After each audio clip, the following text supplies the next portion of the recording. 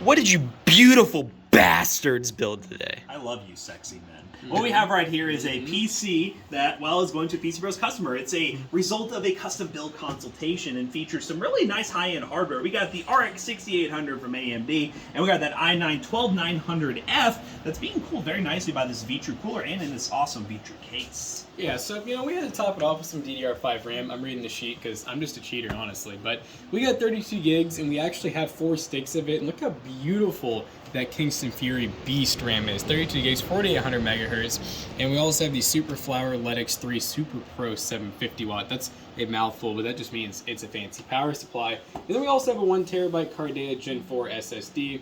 And of course, we had to go with the Z690 Phantom. So definitely looking super nice. We got the Phantom motherboard and the Phantom graphics card, so looking super clean. We're gonna be able to play esports titles, AAA titles, stream, do content creation.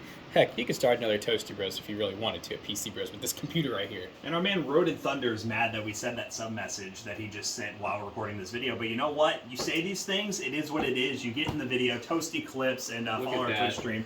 Twitch.tv/ToastyBros, and maybe you'll get featured in the next one of these goofy videos. Peace out, sexy beasts.